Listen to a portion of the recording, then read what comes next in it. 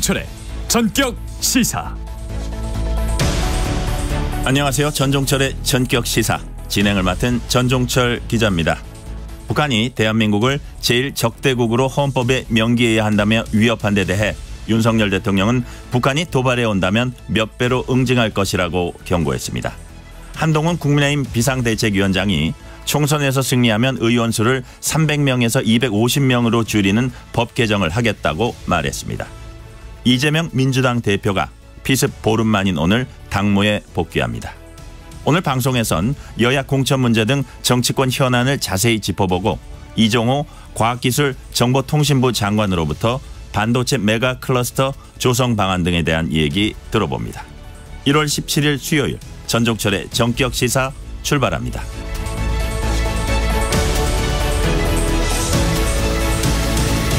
청취율 조사 기간입니다. 전화 받으시면 전종철의 전격시사 잘 듣고 있다고 말씀 부탁드립니다. 전종철의 전격시사는 유튜브로도 실시간 방송합니다. 문자 참여는 짧은 문자 50원, 긴 문자 100원이 드는 샵9730, 콩 어플은 무료입니다. KBS 1라디오 채널에는 정치, 경제, 사회, 문화 등 다양한 명품 콘텐츠가 있습니다. 구독과 좋아요, 댓글 많이 부탁드립니다. 아파트 화재 시 국민 행동 요령 안내드립니다. 화재 시 우선 집에 있는 사람에게 알리고 상황에 따라 대응합니다. 우리 집 화재로 대피가 가능한 경우는 계단을 이용해서 낮은 자세로 지상이나 옥상 등 안전한 장소로 대피하며 이때 출입문을 반드시 닫고 엘리베이터는 타지 않습니다. 우리 집 화재로 대피가 어려운 경우는 대피 공간으로 이동해서 대피하고 대피 공간이 없는 경우 화염이나 연기로부터 멀리 이동해 문을 닫고 젖은 수건 등으로 틈새를 막고 119 신고 후 구조 요청합니다.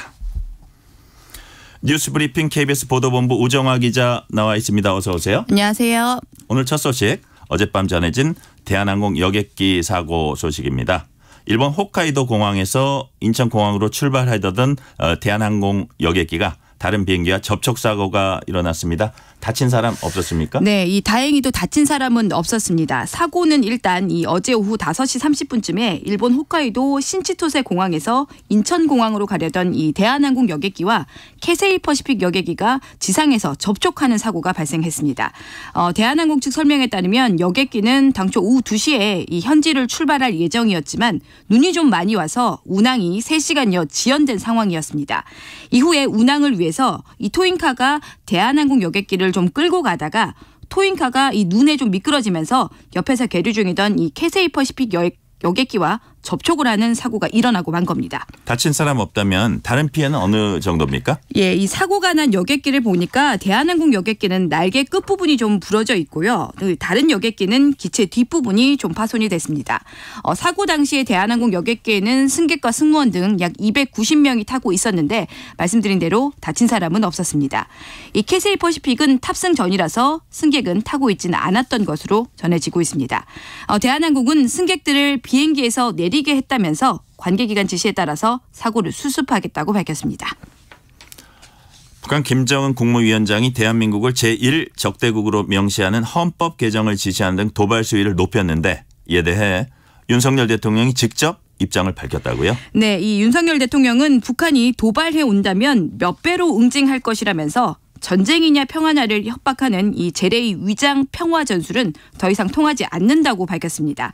그러면서 최근 도발을 우리 내부 불안과 균열을 조장하는 정치 도발로 좀 규정을 하면서 압도적인 군사력을 바탕으로 북한의 선전선동을 물리쳐야 한다 이렇게 강조를 했습니다. 네. 이런 강력한 대응과는 별도로 북한 이탈 주민은 적극적으로 포용할 뜻을 밝혔죠. 네, 이 윤석열 대통령이 따뜻한 포용을 당부를 하면서 정부 부처에 북한 이탈 주민의 날 제정을 지시를 하기도 했습니다. 신원식 국방부 장관도 좀 혹여 있을 국민 불안을 잠재우기 위해서 발언을 했는데요. 북한이 이렇게 도발을 하는 건 내부 체제 결속에 이유가 있다면서 군이 최악의 상황을 상정을 해서 대비를 하고 있으니까 북한 위협에 휘둘리지 말 것을 좀 당부를 하고 나섰습니다. 네. 북한의 발길도 빨라지고 있습니다. 푸틴 러시아 대통령이 러시아를 방문 중인 최선희 북한 외무상을 만났죠? 네, 이 러시아 리아 노보스티 통신은 푸틴 대통령이 현지 시간으로 어제 모스크바 크렘린궁에서 최선희 외무상을 맞이를 했다고 보도를 했습니다.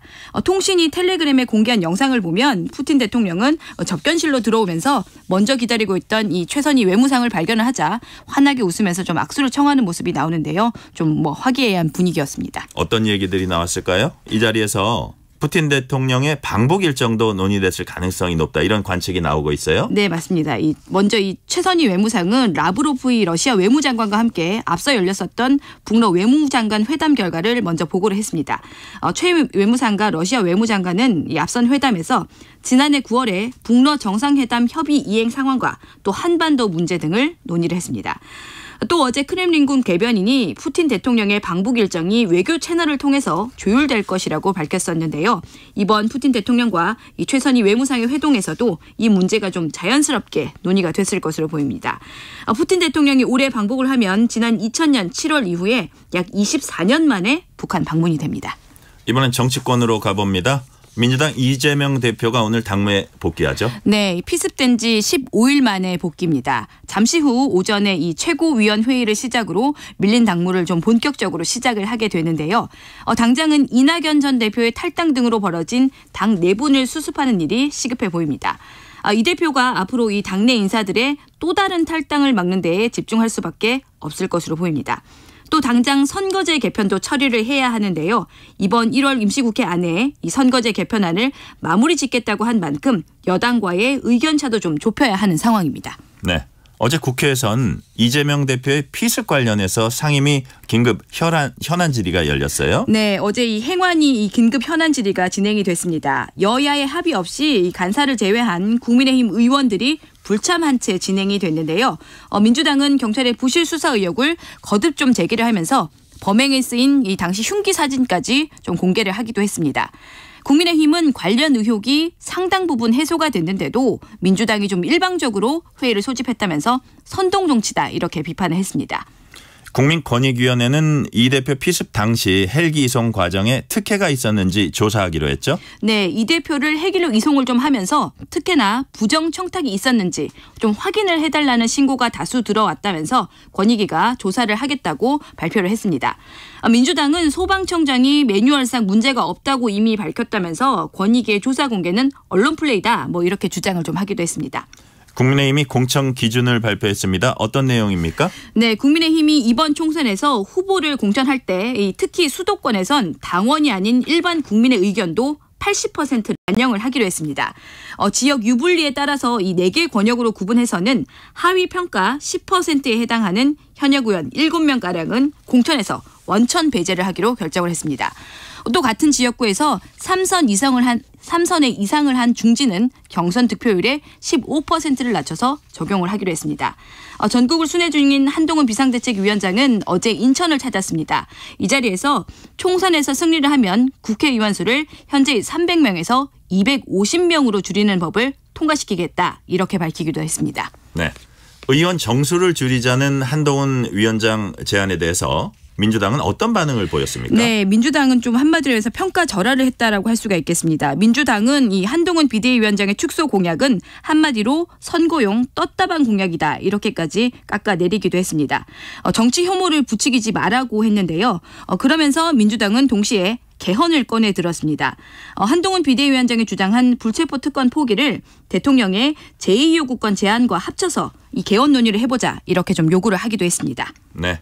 이낙연 전 총리가 인재 영입위원장을 맡은 새로운 미래가 창당 발기인 대회를 열었어요. 네, 어제 이 창당 발기인 대회가 열렸는데요. 어제 이 자리에는 이준석 개혁신당 정강정책위원장과 미래대연합 김종민 의원 등 제3지대 인사들도 좀 대거 참석을 해서 이른바 이 제3지대 빅텐트를 만들기 위한 활발한 동향을 좀 단적으로 보여줬습니다.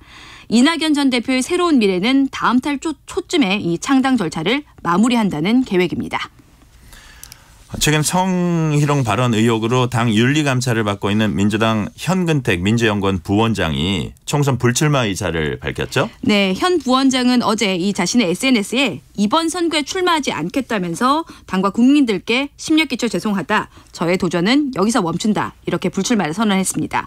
앞서 이 민주당 임혁백 공천관리위원장은 현근택 예비후보자의 일련의 문제에 대해서 단호하고 엄격하게 대처할 것이라고 밝혀서 사실상 공천 배제를 시사한 것 아니냐는 해석이 나왔었는데 결국 본인이 불출마 선언을 했습니다.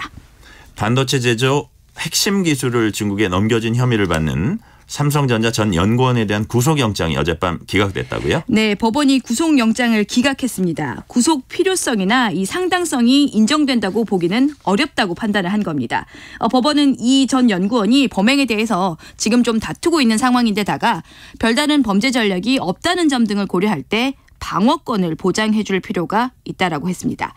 이 연구원은 지난 2014년에 삼성전자가 독자 개발한 20나노급 D램 기술, 이 코드명 볼츠만을 중국 청두의 반도체 업체인 청두가오전이라는 회사에 넘긴 혐의를 받고 있습니다. 이 청두가오전은 삼성전자 임원과 하이닉스 부사장을 지낸 이 최모 씨가 지난 2021년에 중국 청두시로부터 4,600억 원 가량을 투자를 받아서 세운 회사입니다. 경찰은 이 회사의 임원인 전직 이 삼성 연구원이 대표인 최 씨에게 관련 기술을 넘긴 걸로 의심을 하고 구속영장을 청구를 했는데 결국 기각됐습니다. 네.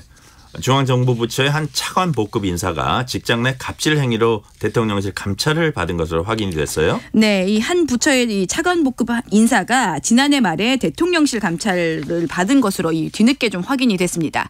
이유가 직장 내 갑질이었습니다. 이 확인된 이 구체적인 갑질이 좀 어떤 건지 보면 자택 도어락에 배터리가 떨어졌다면서 근무 중인 직원에게 마트 가서 건전지를 사오라 이렇게 개인 심부름을 시켰고 또 여성 직원에게 1시간 정도 산책을 가자 이렇게 말을 하거나 주말마다 출근 직원 현황을 파악을 하라면서 사실상 이 직원들에게 주말 출근을 강요를 했다는 겁니다. 그렇군요. 당사자는 뭐라고 해명을 했습니까? 네, 이 인사는 그런 사실이 있지만 강요는 아니었다. 또 친분이 깊다고 생각해서 배려하지 못했다. 이렇게 해명을 했습니다. 특히 이 주말 출근자 확인과 관련해서는 고충이 제기되고 나서부터는 중단을 했다면서 불찰을 반성하고 주의를 더 기울이겠다. 일단 이렇게 말을 했습니다. 그렇군요. 문재인 정부 당시 부동산 관련 통계 조작 의혹을 수사하고 있는 검찰이 김현미 전 국토부 장관을 소환 조사했죠? 네, 이 대전지검 형사 4부는 어제 오전에 이 김 전 장관을 피의자 신분으로 불러서 통계 수치 조작에 관여했는지 등을 조사를 했습니다. 검찰은 국토부가 지난 2019년 6월 부동산원을 압박해서 서울시 주관 이 아파트 매매 변동률을 조작했다는 감사원 수사 의뢰를 받아서 그동안 수사를 해왔고 어제 김현미 전 장관을 소환 조사한 겁니다. 검찰은 김 전 장관이 실무자에게 이 같은 지시를 했는지 등을 집중적으로 추궁을 한 것으로 알려졌는데요. 김현미 전 장관은 혐의를 부인한 것으로 알려지고 있습니다. 검찰이 윤성원 전 국토부 차관에 대한 구속영장을 재청구하는 방안도 검토하고 있다고요? 네, 이 관련자들 진술 등이 이미 좀 확보가 돼 있다면서 법원이 이 윤성원 전 차관 등에 대한 영장을 기각을 했었죠. 이 검찰이 구속영장을 재청구하는 방안을 검토하고 있는 것으로 알려졌습니다.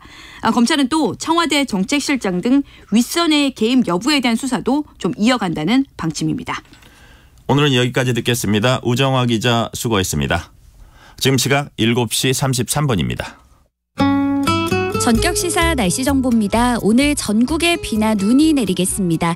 오전에 충남과 전북 지역부터 내리기 시작해 오후에는 차츰 전국 대부분 지역으로 확대되겠습니다.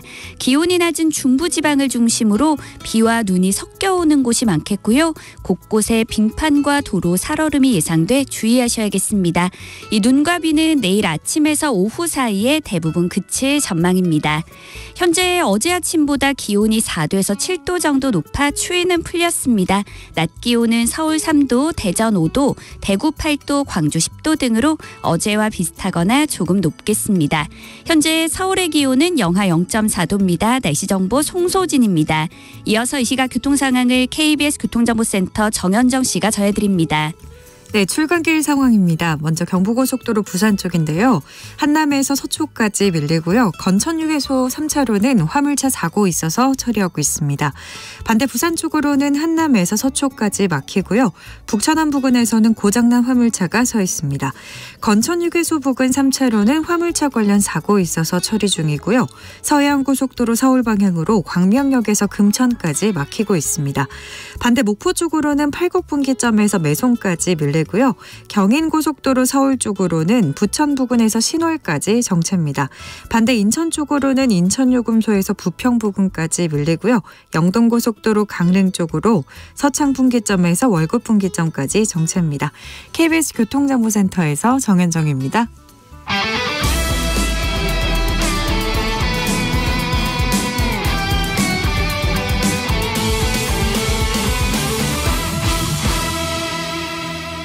전종철의 전격 시사.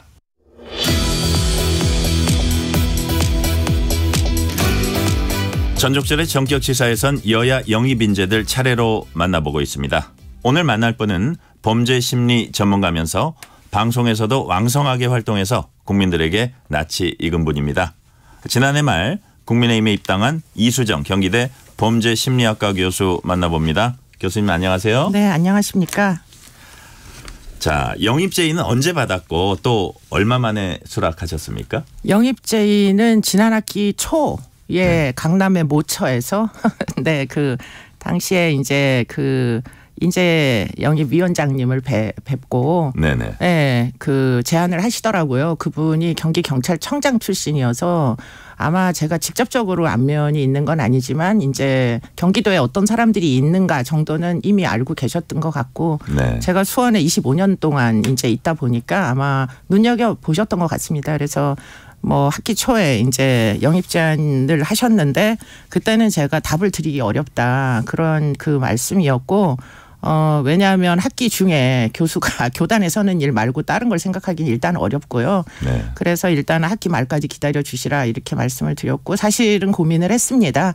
쉬운 길이 틀림없이 있는 것을 저도 알고 있는데 지역에서 출마하는 게 이게 얼마나 그 어려운 일이고 지금 저희 지역구는 유달리 이제 그 여당 인사들이 없습니다.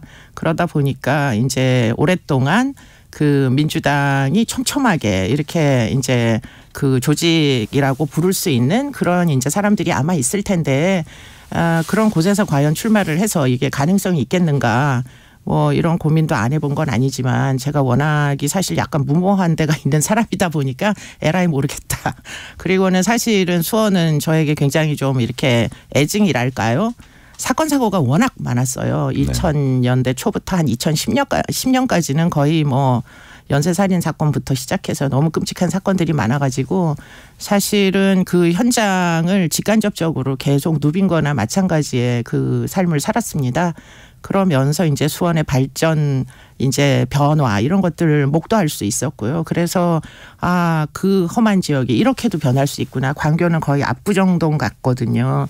그러니까 정말 뭔가 의지가 있으면 도시를 이렇게 변화시킬 수 있고 안전한 부분이 있습니다. 물론 아직까지 안전하지 않은 부분이 있는 거고요.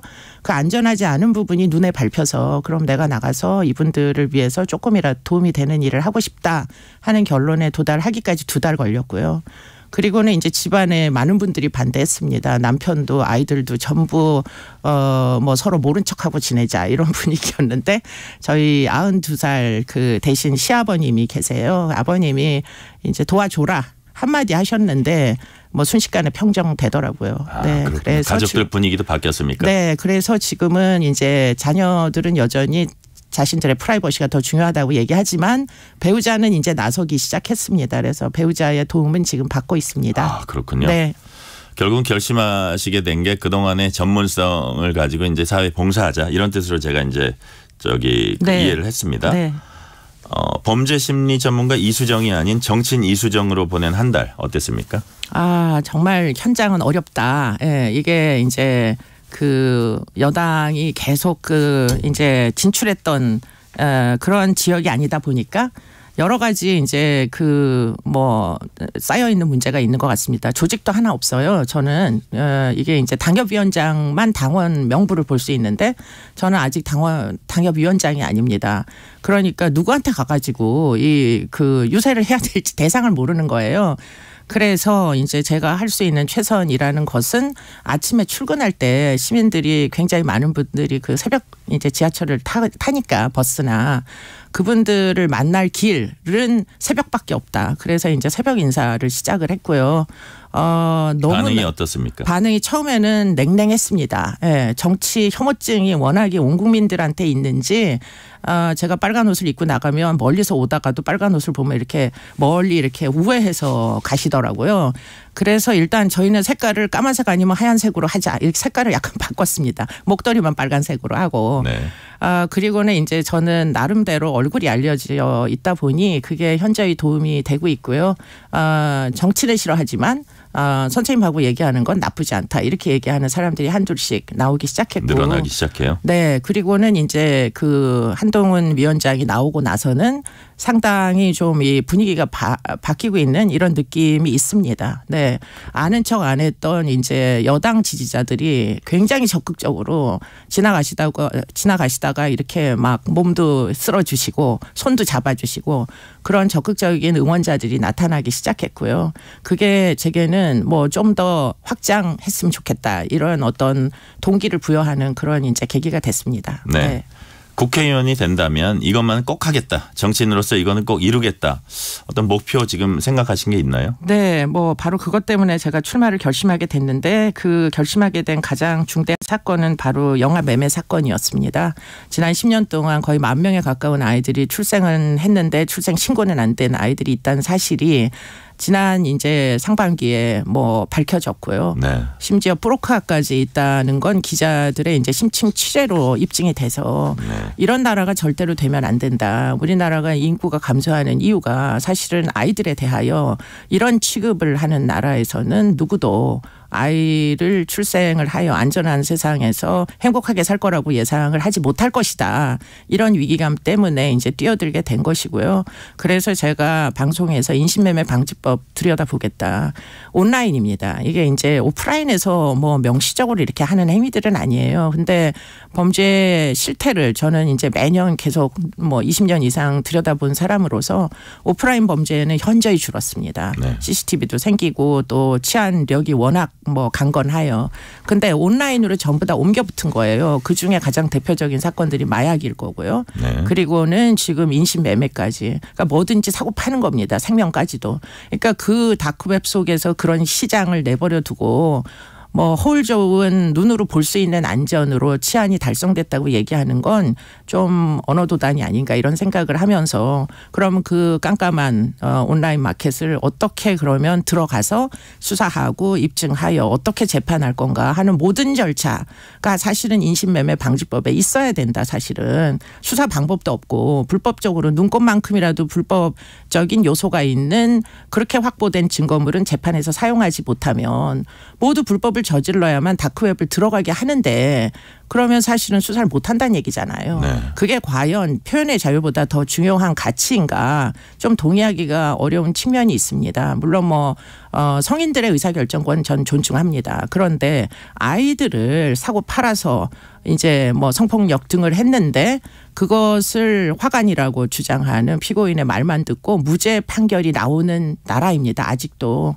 그렇게 해서는 미래가 없어요. 출생률이 왜 떨어지는지 곰곰이 다 같이 생각해 볼 시점이다. 이런 생각 때문에 조금이라도 법 1개, 2개라도 제대로 된 걸 입법을 하면 민생의 현저히 그리고는 국가의 미래에 도움이 되지 않을까 이런 어떻게 보면 좀 과한 생각 때문에 이런 이제 시도를 하게 됐습니다. 네. 그렇군요.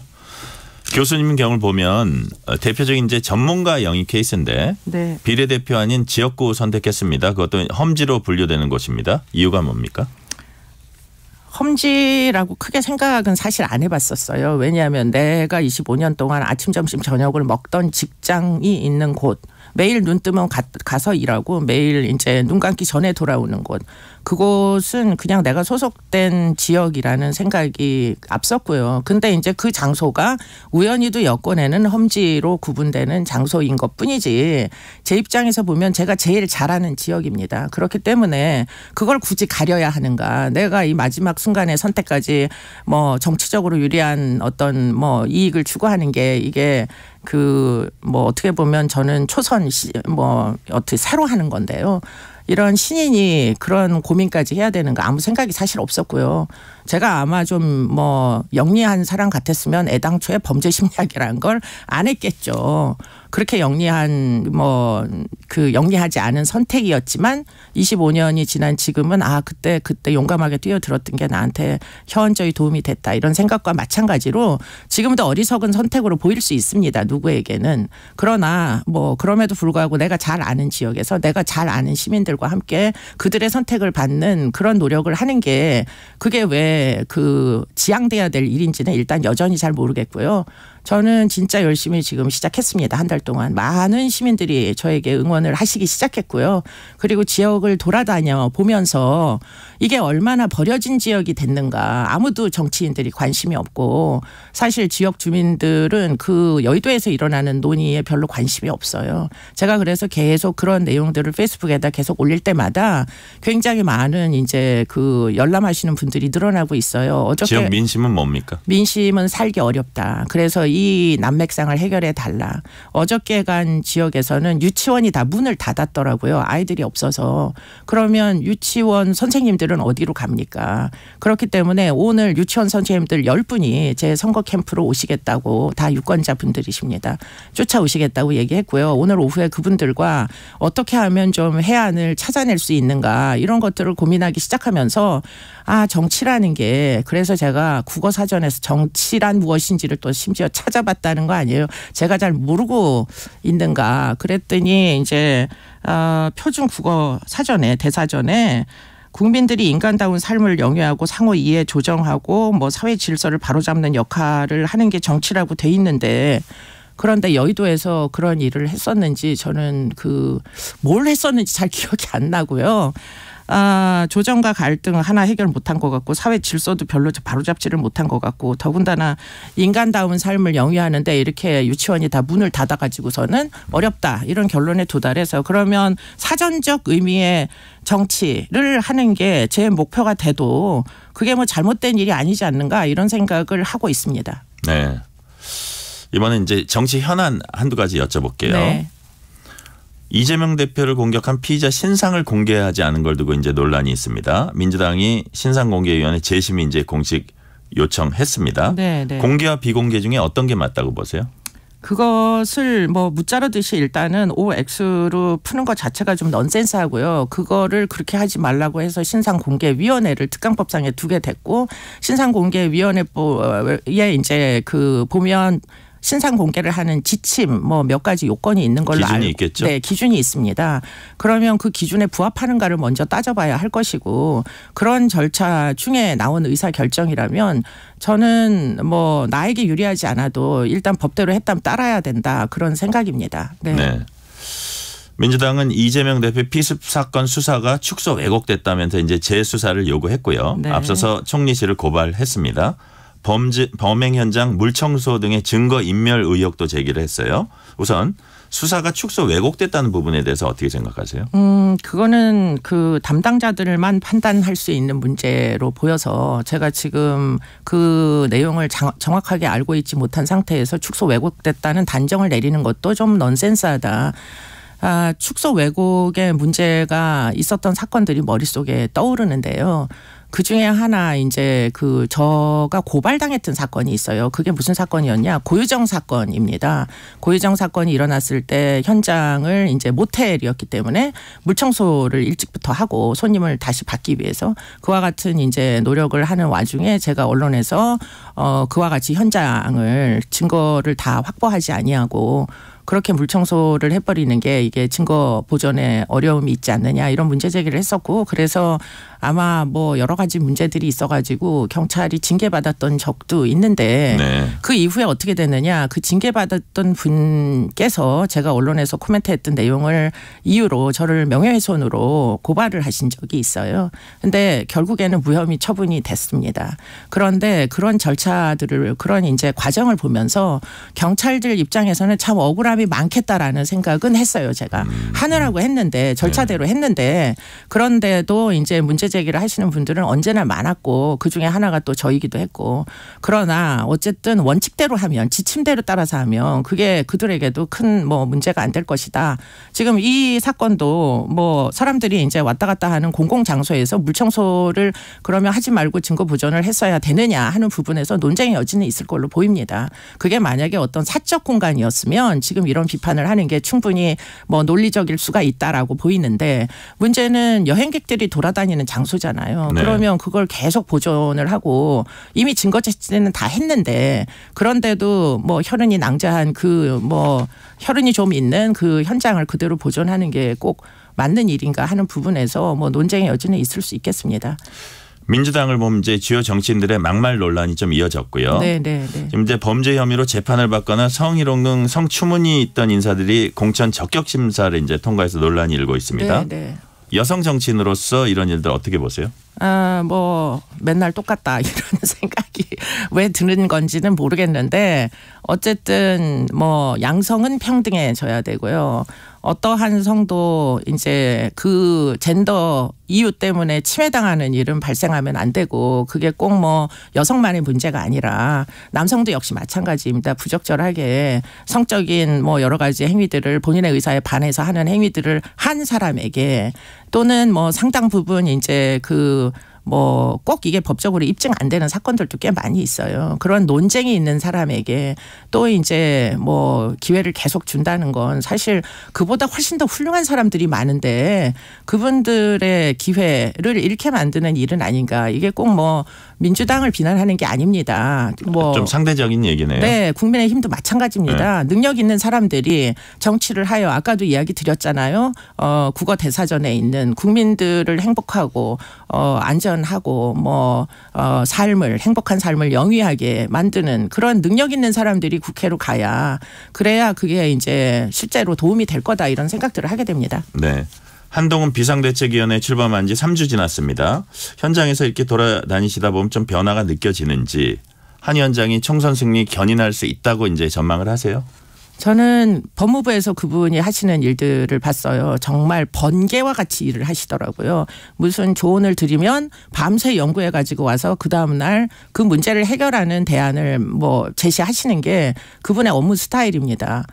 제가 좀 걱정되는 건 그분의 건강이에요. 언제까지 저렇게 번개 같은 속도로 문제 해결을 할 건가. 근데 지금은 번개 같은 속도로 문제 해결을 하고 계십니다. 그렇기 때문에 저는 신뢰를 갖고 있는 편이고요. 저 역시도 좀 더 번개같이 민생 문제를 해결하는데 좀 더 관심을 두려고 지금 노력하고 있는 중입니다. 네. 여당이 또 한동훈 비대위가 이제 좀 민심을 더 끌어오기 위해서는 이른바 김건희 여사 리스크를 좀 풀어야 한다 이런 지적이 있습니다. 좀 더 적극적으로 대응할 필요가 있다고 보세요? 저는 적극적으로 대응을 좀 했으면 좋겠는데 그게 법적으로 그럼 되겠는가. 재판 지연이 이만저만이 아니잖아요. 뭐 하나 제대로 된 확정 판결이 나오는 데까지만 2년 이상씩 걸리는데 특검을 해가지고 또 거기다가 예산을 들이고 그런 일들을 또 해야 되는가. 그 부분에 대해서는 지금 총선을 앞둔 입장에서 참 게임을 이상하게 한다. 부당하게 한다 이런 생각이 좀 드는데요. 차라리 그거보다 김건희 여사가 경위를 설명하시고 만약에 뭐 선물이 보존돼 있으면 준 사람에게 돌려주시고 국민들에게 사과하시고 이렇게 하면 좀 쉽게 해결될 수 있는 방법이 있지 않는가. 저는 개인적으로는 저라면 그렇게 하겠다 이런 생각이 듭니다. 마지막으로요. 네. 국민의힘 영입 인재로서 총선 승리를 위한 포부와 계획 좀 짧게 말씀 부탁드릴게요. 네. 정직한 정치를 하겠습니다. 약속한 거 꼭 지키도록 하겠습니다. 그리고 타협하고 화해하겠습니다. 네. 고맙습니다. 여기까지 듣겠습니다. 지금까지 국민의힘 영입 인재 1호 이수정 교수였습니다. 교수님 감사합니다. 감사합니다. 전종철의 전격시사 1부 순서 여기서 마치고 2부에선 이종호 과학기술정보통신부 장관 만나봅니다.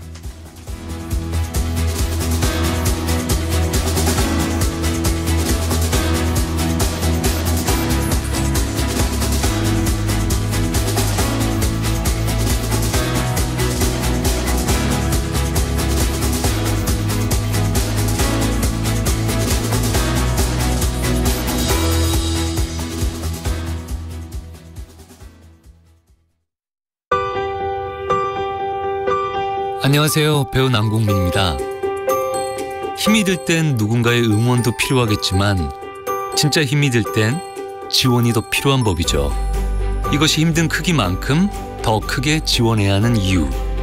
힘내라는 말보다 힘이 되는 정책으로 도움이 필요한 분들을 충분히 돕고 놓치는 사람 없이 찾아서 돕는 제대로 된 약자 복지. 약자의 삶의 진정한 변화를 만들기 위해 복지의 힘을 키워갑니다. 약자의 삶에 복지의 힘을. 대한민국 정부. 요즘 뭐가 제일 즐거우세요? 저는 인공지능 수업이 제일 재밌어요. 할아버지는요? 저는 경로당 스마트팜에서 채소 키우는 게 낙입니다. 나리 씨는요? 저는 언어장애가 있는데 거래처와 통화가 편해져서 좋아요.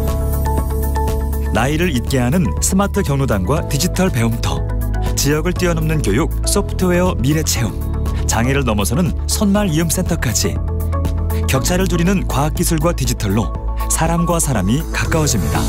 일상이 따뜻해집니다.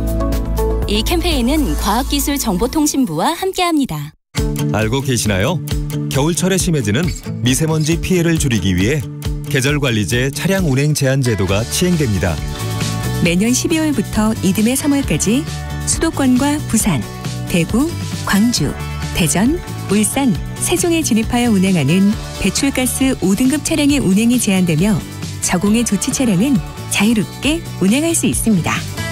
저공해 조치 신청은 자동차 배출가스 전산 시스템 또는 지자체 환경부서에서 가능합니다. 미세먼지 없는 깨끗한 하늘 만들기. 이 캠페인은 환경부와 한국환경공단이 함께합니다. KBS 라디오 기후위기 대응 캠페인 지구를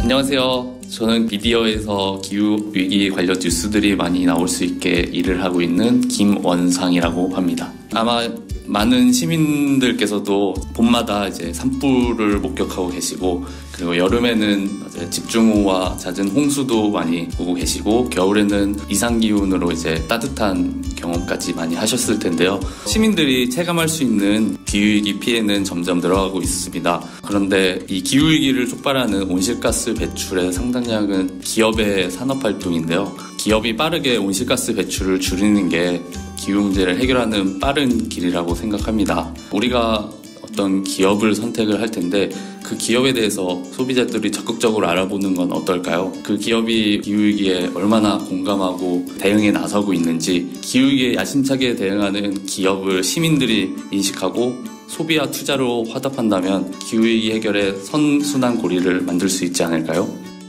이동수단을 친환경으로 바꾸고자 노력을 하는데요. 되도록 자가용보다는 대중교통을 이용하고 대중교통보다 자전거를 타려고 의식적으로 노력을 하고 있습니다. 기후위기 심각성에 좌절하는 분들을 많이 봤는데요. 그러나 저희가 보기에는 아직 기후위기 문제는 해결할 수 있습니다. 중요한 거는 꺾이지 않는 마음이니까 많은 분들이 기후위기에서도 이 마음을 가졌으면 좋겠습니다. 뜨거워지고 있는 지구. 지금 우리의 문제입니다. KBS 라디오 기후위기 대응 캠페인 지구를 지켜라 였습니다.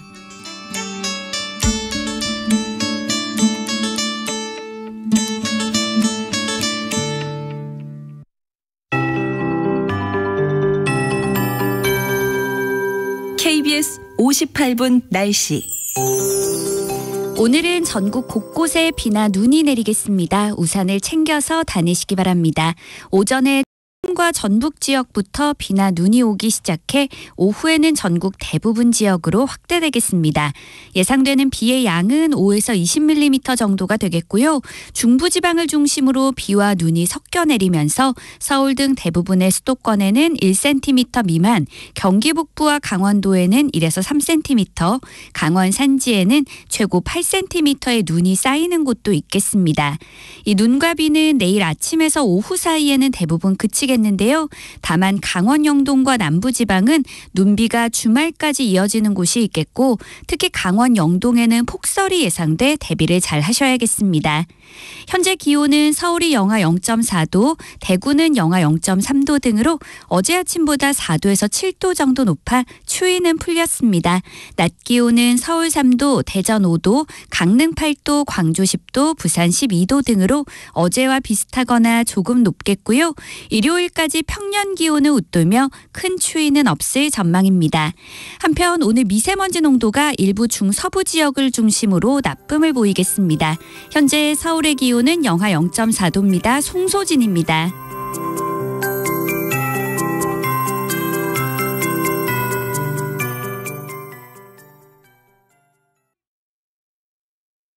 정성을 다하는 국민의 방송 KBS가 8시를 알려드립니다. AM 711kHz, FM 97.3MHz, KBS 1라디오입니다. HLKA.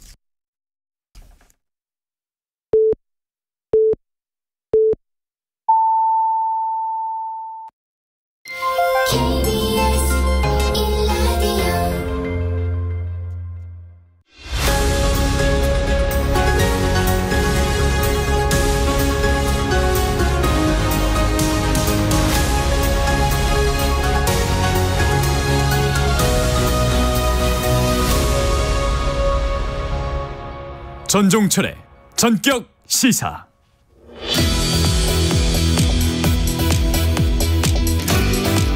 그제 윤석열 대통령이 참석한 반도체 산업 민생 토론회에서 정부는 세계 최대 반도체 메가 클러스터 건설로 650조 원 생산 유발 효과가 있을 것으로 보고 반도체 생태계 강화와 초격차 기술, 인재 확보 등을 지원하기로 했습니다. 이날 이종호 과학기술정보통신부 장관이 반도체 메가 클러스터 조성 방안을 발표했습니다.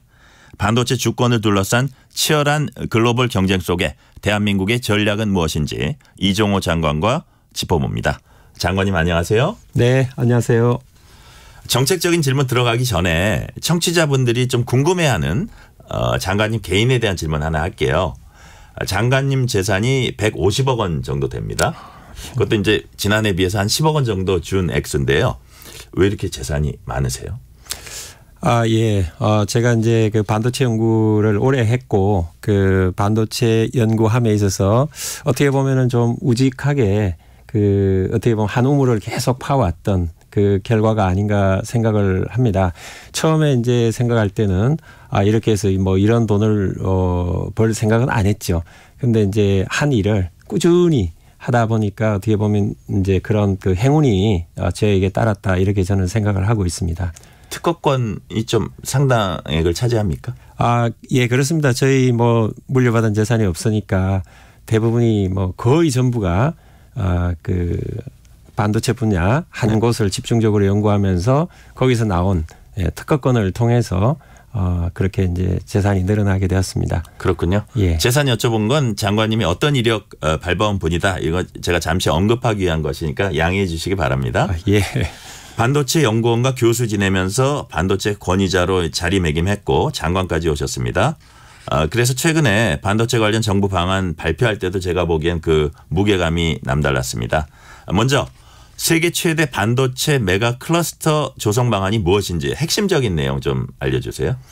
아무래도 이제 그 반도체 메가 클러스터는 정말로 반도체 어떤 제조 시설을 엄청나게 이제 많이 크게 갖추는 그런 형태고 이제 그걸 통해서 경쟁력을 갖추려고 하는 거고 그렇게 크게 이제 산업단지를 조성하다 보니까 아무래도 이제 전기라든지 용수 관련된 이제 법 제도들 뭐 용적률 다양한 부분들의 어떤 그 정부의 지원이 아주 신속하게 이루어져야 되는 그런 부분들이 있습니다.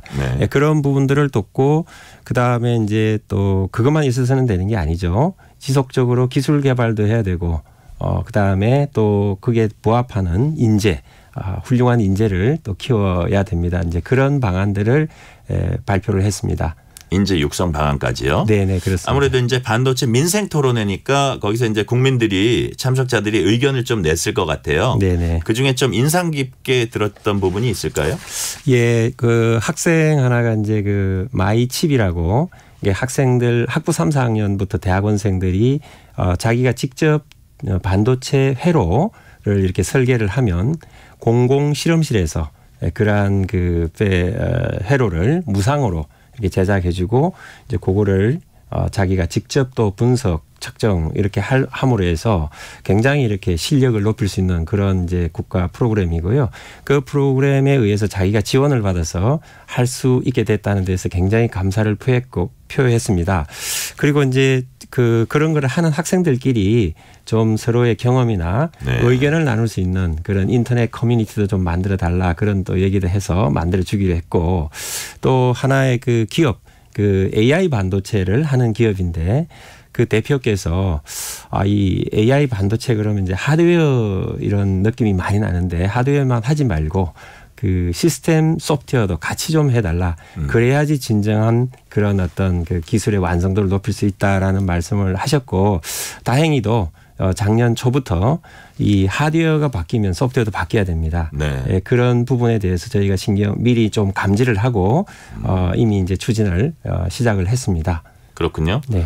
반도체라는 한 주제로 이렇게 집중 토론한 이유 우리가 직면한 어떤 시급한 상황이 있었기 때문일 것 같아요.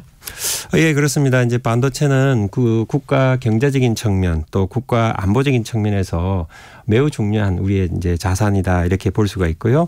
또 반도체는 평년에 뭐 작년에는 뭐 한 이제 우리의 그 수출 전체액의 한 16% 정도지만 그 이전에는 계속 거의 한 20% 안팎으로 네. 굉장히 그 우리 국민 그 경제, 국민 민생 경제에 영향을 많이 준 예, 그런 뭐 우리의 그 버팀목이었다. 뭐 이 정도로 이제 굉장히 중요한 거고 실제 반도체는 정말 우리 그 가까이에 다 활용이 되고 있습니다. 이게 없으면 도전이 만만치 않은가 봐요, 지금. 예, 그렇습니다. 그래서 이제 세계적으로 반도체가 어떻게 보면 이제 기술 패권의 중심에 서 있고 그러므로 해서 우리가 또 고민을 해야 되는 부분이다 이렇게 이제 보고 있습니다. 최근에 뭐 이제 쫓아오는 그런 나라들도 이제 있는 것 같습니다. 네. 이런 가운데 이번 그 반도체 메가 클러스터 육성 방안에는 경기 판교, 화성, 평택 등 일대에 반도체 연구개발 및 교육기지 구축한 내용 담겨 있습니다. 이게 이제 선정 기준은 무엇인지 또 어느 정도 규모로 조성되는지 좀 알려주세요. 예, 아무래도 이제 어떤 거기에 어떤 산업 관련 산업 기술 뭐 이런 그 인재들이 좀 모여 있고 시설이 네. 있는 곳을 이제 중심으로 해서 선정이 된 거고 판교에서는 아무래도 이제 그 국산 저전력 AI 반도체 그런 것들 중심으로 해서 데이터 센터를 구축하고 그 데이터 센터를 이용해서 뭘 할 수가 있냐면은 에너지를 작게 쓰는 클라우드 서비스, 그걸 이제 우리는 K 클라우드라고 얘기하고요. 네. 그런 서비스를 할 수 있고 이걸 하게 되면은 굉장히 양질의 미래 먹거리를 창출할 수 있습니다. 그래서 이런 뭐 K 클라우드 상에서 우리가 앞으로 이제 지능형 CCTV나 또 그 AI 디지털 교과서 같은 거를 이제 운용을 하고 그러므로 해서 국민들이 편익을 누리게 되겠고요. 이런 걸 이제 하기 위해서 이 K 클라우드가 굉장히 중심적인 역할을 하는데 약 1조 원 규모의 그 예산을 준비를 하고 있습니다. 그리고 이제 그 수원에는 성균관대 중심으로 화물 반도체 우리가 네. 통상적으로 쓰는 거는 이제 실리콘 반도체인데 어떤 전력 효율이나 내구성이 좀 좋은 화물 반도체 기술을 개발하고 또 평택에는 카이스트 이제 R&D 센터를 만들어서 4세대 반도체 기술과 네. 또 매년 그 핵심 인재를 1,000명 정도 양성하려고 하고 있습니다. 방금 이제 인재 얘기하셨는데요. 네네. 구글, 마이크로소프트 등 글로벌 빅테크사들이 자체 반도체 개발에 이제 힘을 쏟으면서 우리나라 인재들이 해외로 유출될 수 있다. 뭐 어떻게 반대로 보면 이제 진출이기도 한데요. 이런 우려가 나오고 있습니다. 반면에 우리나라에서는 반도체 인력이 또 현재 턱없이 부족하다고 하네요. 그래서 과기부에서 어떤 반도체 인재 양성 방안 갖고 계신지 그걸 좀 구체적으로 말씀해 주세요. 예, 저희가 이제 2022년에 이제 그 여러 가지 고민을 했고 10년 후 2031년까지 약 한 12만 명이 부족할 거다. 네네. 이렇게 해서 이제 15만 명을 키우자. 이렇게 그 준비를 했습니다. 계획을 발표를 했고 그래서 이제 그 학사급 인재는 올해 네. 3만 명 이상 키우고 또 석박사급 고급 인재는 3,700명 이상을 지금 키우려고 이제 하고 있습니다. 그리고 이제 마이칩 서비스라고 해서 아까 이제 뭐 학생들이 잘 활용할 수 있는 그런 부분들이 있는데 그걸 통해서 정말로 그 학생들이 훌륭한 시스템 반도체 연구자로 성장할 수 있도록 하는데 그거를 이제 작년 대비 올해는 6배 이렇게 확대해서 지원을 할 거고요. 그리고 또 우리의 그 박사 후 연구생들이 세계적인 역량을 갖출 수 있도록 세계 유수 기관에 2027년까지 약 한 2,000명을 연수를 시키려고 하고 있습니다. 아, 그렇군요. 예. 반도체 주권을 둘러싼 경쟁 점점 더 치열해지고 있는데요. 당면한 반도체 패권의 가장 큰 쟁점 뭘까요? 아무래도 이제 그 국내에 세계 최대 어떤 그 반도체 그 시설을 갖추는 것이 중요하지 않을까 그렇게 생각을 하고요. 결국 이제 이를 위해서 그 반도체 그 메가 클러스터를 이제 조성하려는 겁니다. 그래서 메가 클러스터를 조성하려면은 이제 경쟁력 있는 또 인프라 환경, 그 다음에 이제 기술, 인재 이런 걸 갖춰야 되겠죠. 그게 이제 그 토론의 이제 주제였습니다. 그리고 이제 우리가 잘하는 부분, 뭐 예를 들면은 메모리 부분에서는 초격차를 만들어야 되고요. 또 우리가 잘하는 메모리를 잘 활용해서 뭐 AI 반도체나 이런 거를 이제 개발을 하게 되면은 새로운 먹거리를 만들 수 있고 그거를 이제 말하자면은 신격차 기술이다. 뭐 이렇게 또 볼 수가 있습니다. 네. 그래서 글로벌 이제 소부장 생태계를 잘 만들어야지 우리가 이제 제조도 원활히 잘 할 수 있다. 이렇게 이제 생각을 하고 준비를 하고 있습니다. 소부장 생태계하고 이제 관련되는 얘기 같기도 한데요. 네. 첨단 기술 경쟁에서 뒤처지지 않으려면 한국도 다른 나라와 적극적으로 협력해서 이른바 기술 동맹을 맺어야 한다. 이런 목소리도 있거든요. 그건 어떻게 보세요? 예, 그렇습니다. 이제 그 토론회에서 대통령께서도 이제 그런 말씀을 하셨는데요. 반도체가 외교고 외교가 곧 반도체다라는 이제 마음가짐으로 정부는 이제 꾸준히 그 반도체 동맹 구축을 위해서 노력해 오셨다 이런 말씀을 이제 하셨습니다. 그런데 다행히 이제 우리나라 반도체는 세계적인 그 이제 실력을 가지고 있고 또 우리와 협력하려고 하는 나라들이 많습니다. 그러한 어떤 이제 그 상황을 우리가 잘 활용을 해서 준비를 해서 문제가 없도록 해야 되고요.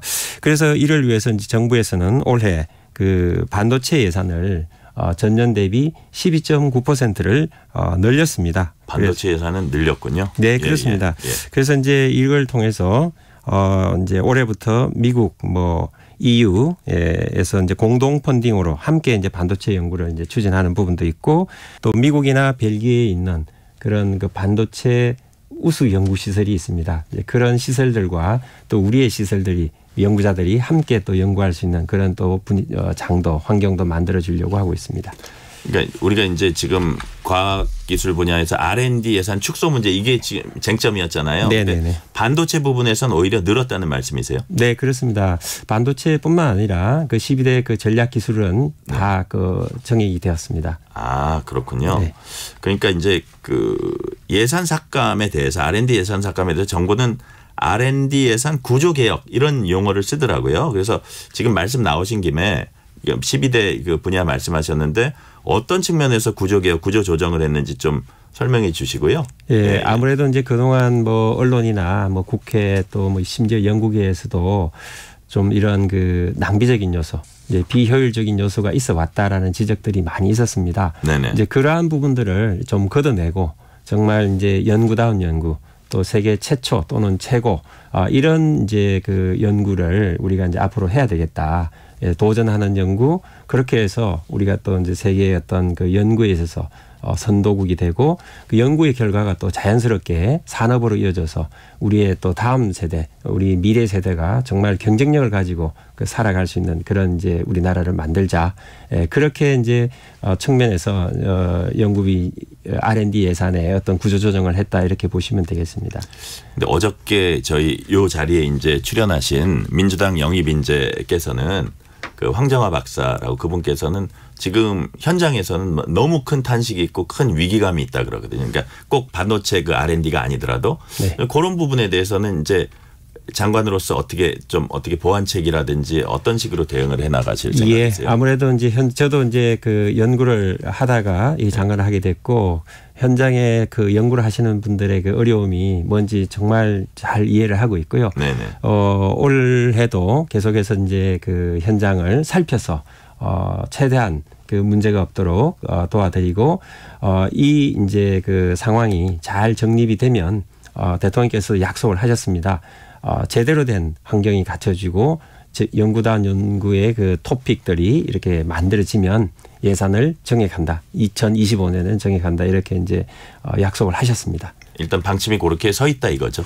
예, 그 토론회 그 현장에서도 대통령께서 단호하게 그렇게 말씀을 하셨습니다. 아, 그렇습니까? 예. 일단 그러면 반도체 얘기 요 정도까지 하고요. 네. 하나만 더 여쭤보고 다음 주제로 갈게요. 예. 우리가 이제 우수 인재가 해외로 유출되는 것도 좀 이렇게 뭐 막아야 된다 그래야 되나 하지만 우수 해외 인재를 또 우리가 이제 영입한다 그러나요? 그런 것도 좀 중요할 것 같아요. 그런 방안이 있습니까?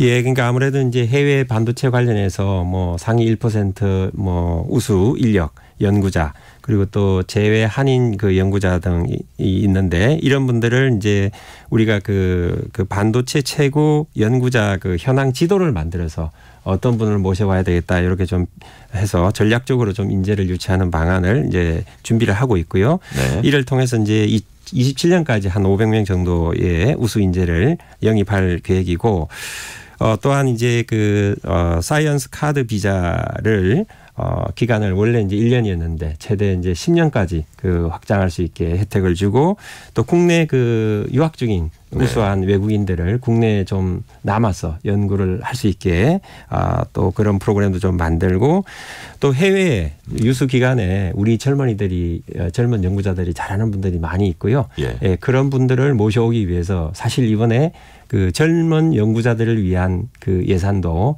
거의 지금 54.6%나 늘렸습니다. 그렇습니까? 예, 과제 수도 늘리고 금액도 늘리고 해서 해외에 있는 우리 우수한 인재들이 한국에 정착할 수 있도록 정액을 했습니다. 그렇군요.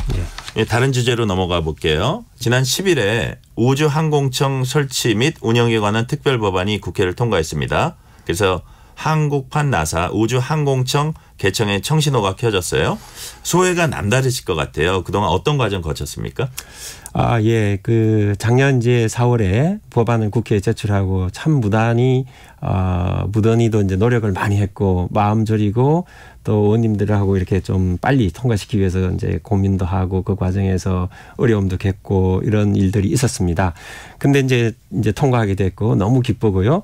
그렇게 해서 이제 우리가 또 우주 강국으로 도약할 수 있는 담대한 여정을 이제 시작했다 이렇게 볼 수가 있고 법안이 이제 통과되었으니까 아무래도 이제 우주항공청이 빨리 그리고 제대로 정착해야 되고 지금 우리에게는 이제 한 4개월 정도 시간이 있고요. 그 시간 동안에 이제 후속 법 제도 이런 걸 이제 완성을 해야 되고 또 예산도 마련해야 되고 또 인재도 또 확보를 해야 되고 이런 이제 숙제가 있고요. 또 항공우주연구원이나 천문연구원을 소속을 이관을 합니다. 우주청으로. 그게 달라지네요. 예. 청 밑으로 가는 거네요. 예. 청 소관 기관으로 가고 그다음에 관련 부처의 업무 이관도 이제 좀 하게 되는 거고요.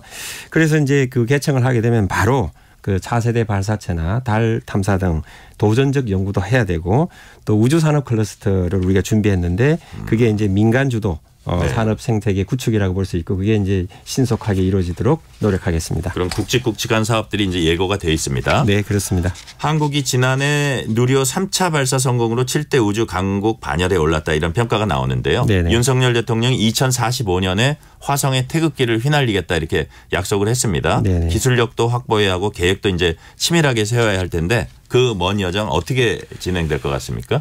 예, 재작년 그러니까 22년 11월에 대통령의 이제 우주경제 로드맵을 발표하셨고요. 그해 이제 12월에 또 제4차 우주개발진흥 기본계획에서 2032년까지 우리 손으로 이제 만든 달 착륙선을 성공시키겠다는 목표를 이제 세웠습니다. 그래서 이러한 목표 달성을 위해서 이제 사업비가 이제 5,300억 원 정도 규모인데 이미 이제 예산을 확보를 해서 올해부터 본격적으로 연구 개발을 착수합니다. 그리고 이제 올해는 대한민국 우주 탐사 로드맵을 이제 수립을 해서 2045년까지 화성에 착륙선을 보낼 수 있는 연구 개발에 대해서 이제 구체적인 전략도 마련을 하고요.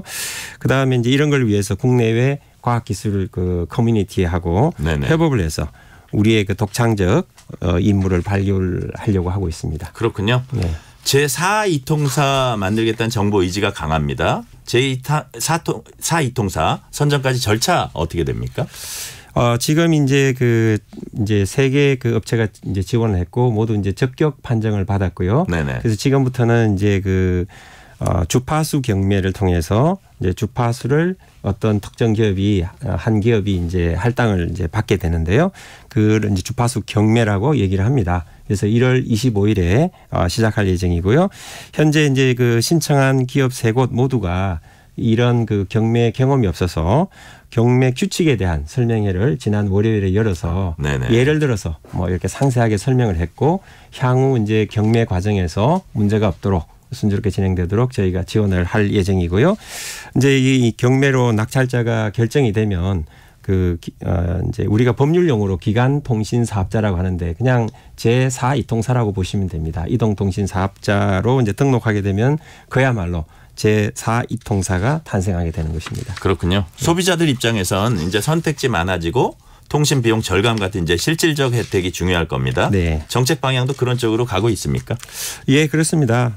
이번 이제 정부 들어서 사실상 2차례의 요금 개편이 있었고 5G 중간 요금제가 이제 신설이 되었습니다. 그래서 점차 중간 요금제도 이렇게 촘촘해지는 세분화되는 과정에 있다 이렇게 보시면 되겠고요. 저렴하고 이제 혜택이 확대돼 있는 청년 고령층의 요금제와 또 알뜰폰 요금제도 이제 여러 종류 신설이 되어서 국민들의 요금제 선택권이 대폭 이제 확대되었다 이렇게 보시면 되겠습니다. 네. 올해도 1분기 내에 5G의 요금제에서 최저 구간을 3만 원대로 이제 낮추고 또 상반기 내에는 30에서 80만 원 사이에 중저가폰도 출시하려고 합니다.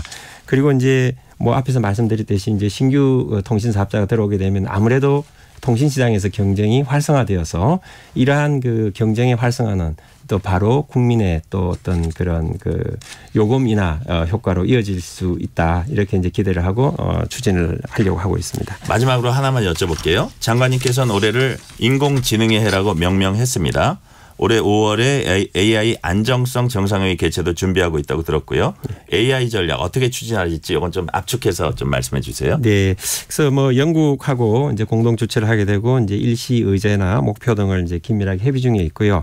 아무래도 이번 정상회의에서는 이제 AI 활용을 위해서 국가나 기업의 역할 그리고 이제 AI 서비스나 기술이 이 얼마나 안정한가에 대한 어떤 기준을 마련하는 그런 이제 구체적인 논의도 하고요. AI 관련해서 국제기구도 이제 설치를 하려고 하는데 이게 이제 결국 가버넌스가 되겠죠. 네네. 이런 논의도 있고 이렇게 하는 과정에서 우리가 글로벌 AI 규범에 이제 적극 참여하고 기여를 해서 전 세계 시민과 함께 정말 AI의 혜택을 안전하게 누릴 수 있도록 그런 이제 계기를 만들려고 하고 있습니다. 그렇군요. 예. 오늘 여기까지 듣겠습니다. 이종호 과학기술정보통신부 장관이었습니다. 장관님 감사합니다. 예, 감사합니다.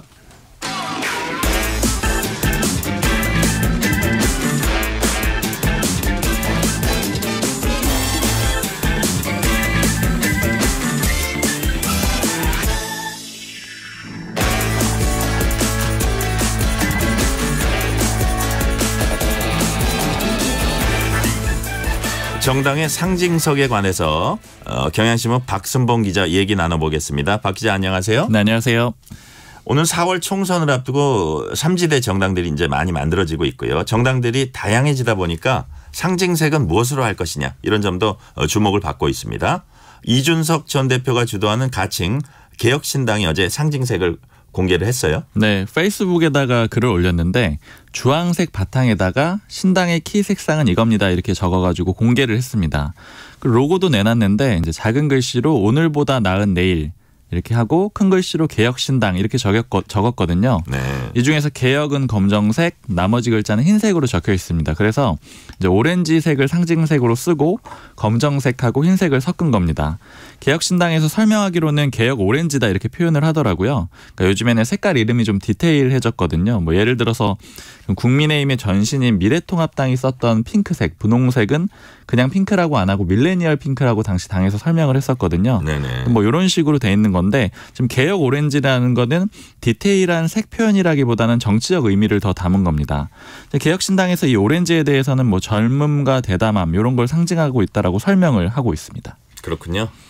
그런데 양향자 의원이 대표로 있는 한국의 희망도 당색이 오렌지색이더라고요. 맞습니다. 이제 그게 좀 공교로운데 지금 통합 가능성이 있는 삼지대에 나와 있는 신당이 한 5개라고 볼 수가 있거든요.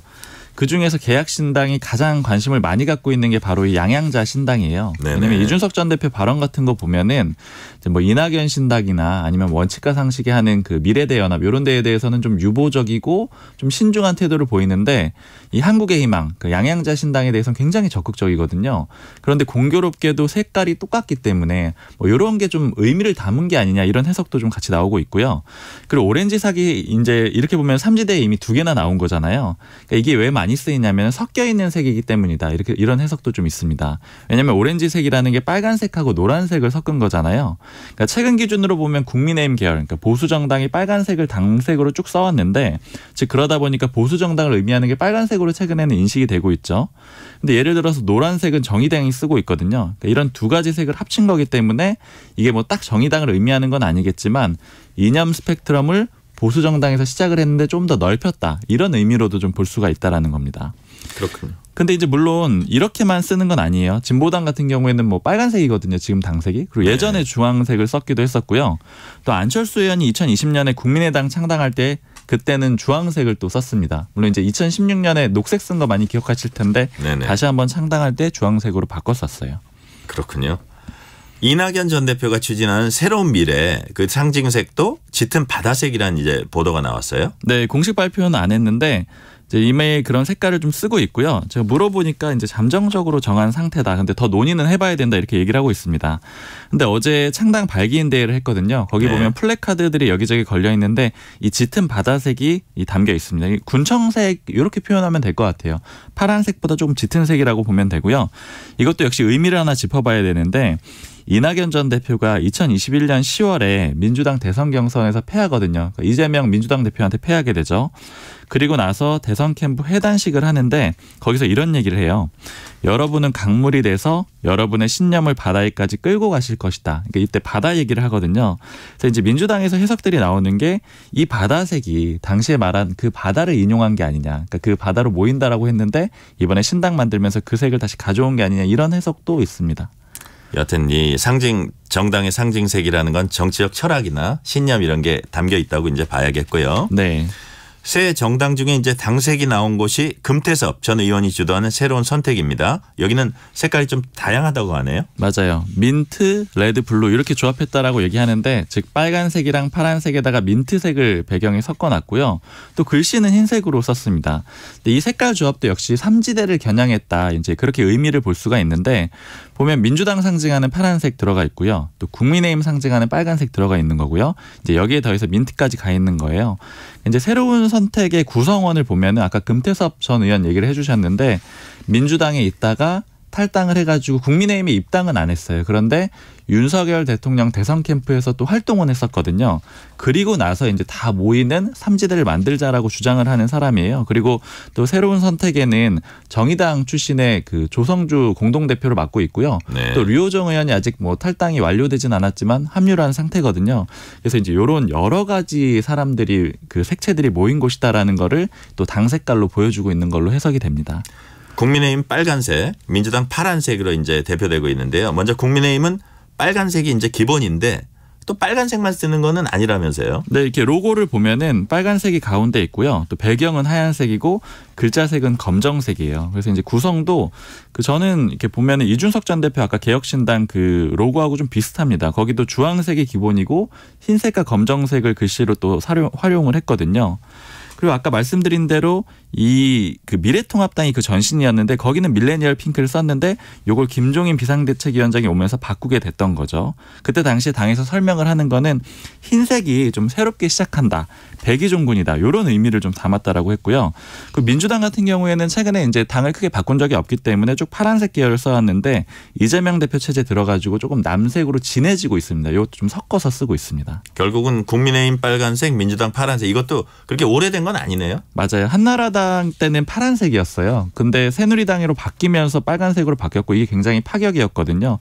그러면서 또 민주당은 파란색을 잡게 된 거고요. 그래서 한 새누리당이 만들어진 게 2012년이라서 보수정당 색이 빨간색이 된 건 뭐 13년, 14년. 그 전에는 오히려 파란색이었다. 이런 점도 좀 짚어볼 그 지점인 것 같습니다. 그렇군요. 오늘은 여기까지 듣겠습니다. 박순봉 기자였습니다. 감사합니다. 감사합니다. 전종철의 전격시사 2부 순서 여기서 마치고 3부가 이어집니다.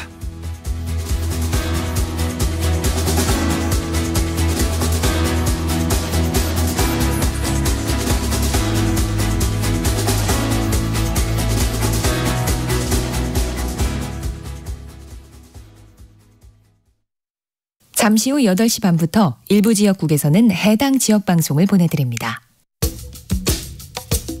워렌 버핏은 가치 투자, 필립 피셔는 성장주 투자, 피터 린치는 장기 투자, 그리고 성기영은 경제쇼. 방법은 달라도 목표는 하나. 여러분을 성공의 길로 안내합니다. 평일 오후 4시 5분 성기영의 경제쇼.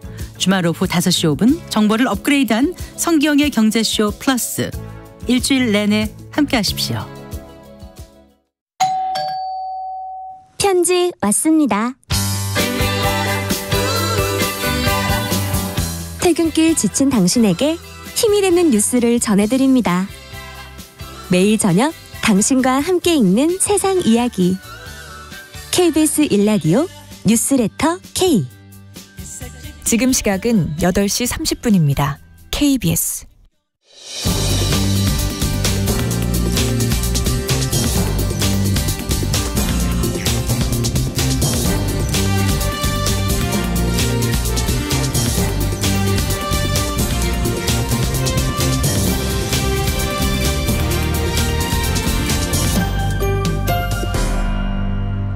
전종철의 전격 시사.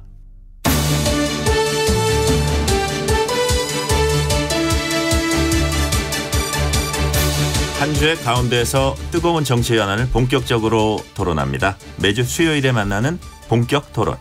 함께해 주실 두 분 소개합니다. 김근식 전 국민의힘 비전전략실장, 김준일 뉴스톱 수석 에디터 나오셨습니다. 어서 오세요. 네, 안녕하세요. 이재명 대표가 오늘 당무에 복귀합니다. 피습 보름 만인데요. 당내 산적한 현안들이 있는데 어떤 부분부터 서둘러서 처리를 할까요? 저는 이재명 대표의 당무 복귀가 이렇게 늦춰지는 이유를 도무지 저는 납득이 잘 되지 않습니다. 물론 굉장히 그 심각한 그 사건이었고 또 큰 수술을 하긴 했습니다만 수술이 금방 잘 치유가 되고 있는 상황이라고 하고 의사소통은 충분히 가능한 상태가 이미 오래됐고요. 그리고 거동이 불편한 것도 아니고요. 저는 이 중차대한 시기에 그리고 총선을 목전에 둔 시기에 야당 대표가 집에 계속 있으면서 나타나지 않는 그리고 당무에 복귀하지 않는 이유를 도저히 납득하기 힘들어요. 그러니까 자꾸 이제 이상한 의혹들이 제기되죠. 재판 지연하려고 더 하는 거 아니야? 뭐 이거밖에 설명이 안 되는 거예요. 지금 제가 볼 때는 제가 지금 현장에서 총선 출마를 위해 뜁니다만 제가 다리가 좀 부러지고 목이 이렇게 쉰 상태로 두 다리 가고 감기가 걸려도요. 할 일 하고 가서 합니다. 아침 출근 인사부터 합니다. 그 정도 절박한 거거든요. 근데 도대체 이재명 대표의 절박성은 어디 있는지 절박함이 보이질 않는다. 그래서 납득이 되지 않는다는 말씀을 드리고 오늘 만약에 당무 복귀를 한다면 해야 될 일이 너무 많죠. 지금 뭐 지금 당이 사실 안팎으로 난리 아닙니까? 뛰쳐나가고 밖에 나가서 전직 당대표가 당을 만든다고 하고 현역 의원들이 새로운 당을 만든다고 하고 그 안에서도 비명 친명이 서로 간에 싸우면서 옥신각신 서로 좌충우돌 하는데 아니 당대표는 안 보이고 저는 정말 저는 지난 시간에도 말씀드렸습니다만 그 피습 사건 이후에 이재명 대표의 결기 있는 좀 단호한 행동이 나왔다면 오히려 야당 지도자라서 훨씬 더 많은 국민적 각광을 받았을 텐데 지금 거의 2주 3주째 그냥 잠적한 거 아니에요? 저는 이런 모습을 보면서 도대체 이해할 수 없는 저는 행보라고 생각합니다. 아니 뭐 저도 이재명 대표의 소위 말하는 침대 정치, 침대 예. 축구 이거 비판을 많이 했는데 다른 날도 아니고 지금 복귀하겠다는데 복귀하는 사람 앞에 두고 이렇게 뭐 이렇게 비판을 세게 하세요. 만시지탄은 말씀이에요. 그러니까 복귀하잖아요. 복귀하니까 뭐 그거는 이제 그거대로 좀 받아들여 주시고 일찍 왔으면 점수를 훨씬 땄다 이 말이죠. 자, 뭐 어쨌든 의료진이 이거는 판단한 거였어요. 이게 왜냐면은 경정맥이 60%가 손상이 속 경정맥이 이게 봉합 수술이고 이게 가급적이면 퇴원도 하지 않고 병원에 있는 게 낫겠다라고 판단을 했는데 목소리 말을 하니까 그러면 활동하는 게 낫지 않느냐, 가능한 거 아니냐 이런 얘기가 나왔지만 그거는 의료진이 판단을 한 거고 그거에 대해서 뭐 조심스럽게 접근하는 게 나쁠 건 전혀 없다고 봅니다. 저는 오히려 뭐 언제 복귀하느냐 이거보다도 지금 조금 벌어지고 있는 상황에 대해서 좀 말씀드리면 하나는 권익위에서 이를테면 헬기 이송한 것 자체가 이게 이제 문제가 있네 없네를 가지고 조사를 벌이고 있고 민주당에서는 이게 이제 경찰이 축소 뭐 하고 있다 이런 식으로 이제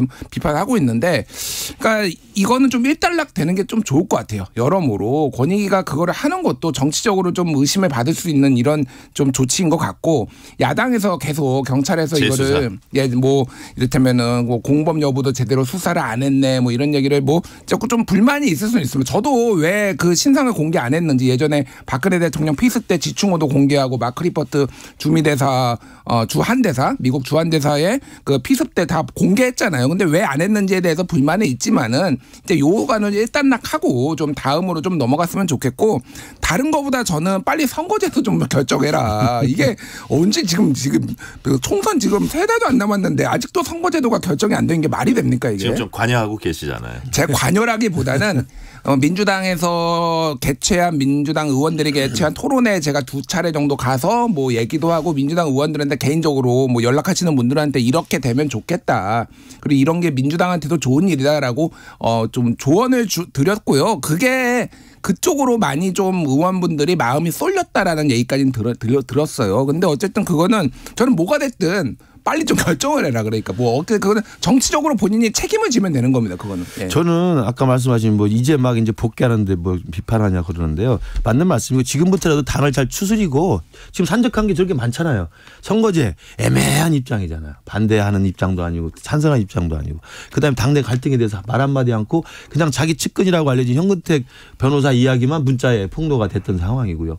그렇기 때문에 저는 다들 의아해요. 제가 아까 말씀드렸잖아요. 그때 태어날 때 사람들이 국민들이 다 봤습니다만 그 상체 부위에 붕대 반창고 이렇게 붙이고 나오셨잖아요. 그 정도면 얼마든지 움직일 수 있습니다. 그리고 힘들어도 움직여주는 모습을 보여주면 국민들이 저 사람은 정말 별기 있는 사람이라고 생각하는 거예요. 그대로 지금 몇 주 동안 이겁니까? 저는 알 수 없는 행보다는 제가 그 입장이라면 저는 그렇게 안 움직였다는 말씀 드리고 들어왔으면은 이제 산적한 문제를 어떻게 해결할지 모르겠습니다만 정말 하루하루 빨리 시급하게 해결할 문제를 빨리 정리하시고 친명체제로 그대로 갈 것인지 아니면 진짜 통합하고 포용해서 갈 것인지 빨리 결정해 주시길 바랍니다. 네, 그 얘기는 그 정도 하고요. 그런데 이재명 대표가 이제 당내 복귀하기 바로 하루 전인 어제 한동훈 비대위원장이 원희룡 전 장관과 함께 이재명 대표 지역구 그렇죠. 인천 계양구를 찾았습니다. 네. 인천시당 신년 인사회가 계양구의 한 호텔에서 열린 건데요. 원희룡 전 장관은 사실상 이재명 대표에게 와의 맞대결을 선언했어요. 어떻게 보셨어요? 저는 원희룡 장관이 당관 시절 때부터 이미 당이 원한다면 또 당의 총선 승리에 기여할 수 있다면 무슨 일이든 마다하지 않겠다 이야기하면서 사실은 주위에 개항을 출마 의지를 밝힌 걸 제가 전에 들었었습니다. 그래서 저는 그 원희룡 장관이 정말 모처럼 훌륭한 결정을 했다라고 제 칭송을 드리고 어제는 이제 그걸 공식화해버린 거죠. 공식화해서 국민들 앞에 선언을 한 거기 때문에 저는 이것도 이제 이재명 대표의 또 수세적인 입장에서 대응밖에 남은 게 없어요. 거기를 피해 가든지 아니면 그대로 거기 있든지. 물론 원희룡 장관이 쉬운 사람 아닙니다만 원희룡 장관은 저런 당과 국민들을 위해서 총선 승리를 위해서 선당 후사 입장에서 희생하겠다는 그 자세하고 이재명 대표가 만약에 그 직을 그대로 유지한다고 한다면 그냥 안전한 곳에서 또다시 배지 달고 이 불체포 특권 뒤에서 또 이 사법 리스크를 좀 방어방어 삼겠다. 이렇게밖에 해석이 안 되는 좀 대조적인 모습이 되거든요. 한쪽은 결사항전의 자세로 내가 장렬하게 죽더라도 당과 국민을 위해서 싸우겠다는 거. 한쪽은 숨겠다라는 입장이기 때문에 피해가겠다는 입장이기 때문에 그 모습 자체로도 저는 이재명 대표에게 저는 마이너스 효과가 있다고 보고 저는 행보가 어떻게 될지 궁금합니다 정말. 그런데 제가 알기로 한동훈 장관은 이재명 대표가 어디로 가든 끝까지 물귀시로 따라간다는 거기 때문에 그것도 아주 재밌는 관전 포인트입니다.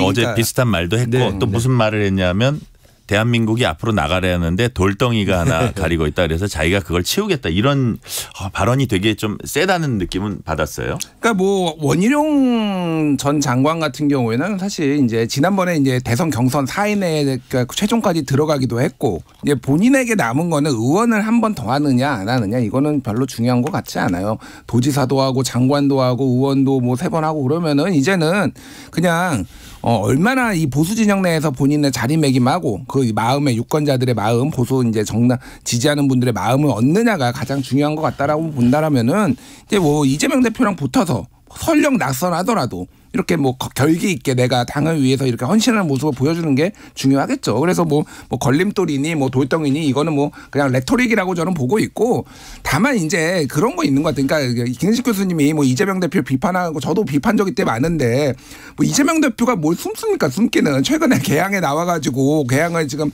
새롭게 만들겠다고 지금 비전 발표회도 하고 그랬잖아요. 저는 그럼에도 불구하고 그 개항에 출마 안 할 가능성도 상당히 있다라고 이제 뭐 얘기가 들리고 있어요. 민주당 쪽에서도 아직 확정된 건 아니다. 다만 어떤 정치인이든 그게 최종적으로 결정되기 전까지는 그 지역이나 그게 국회의원은 특히 최선을 다하는 게 중요하거든요. 그러니까 그거는 본인의 결정입니다. 만약에 불출마할 가능성도 지금 뭐 나오고 있으니까 그게 근데 마치 원희룡이 무서워서 이거 도망간다 이런 거는 아닌 것 같아요. 솔직히 지금 개항을 해 나오면은 원희룡이 아니라 누구랑 붙어도 뭐 제가 수치는 말씀드리지 않겠지만은 그냥 여유 있게 이기게 나와요. 그거를 뭐 이상하게 도망간다 이런 프레임을 좀 씌우려는 게 아니라 오히려 선당후사 이런 식으로 이제 보는 게 맞죠. 그러니까 같은 선당후사라면 불출마의 그런 결기를 보여준다면 그나마 좀 평가를 받겠죠.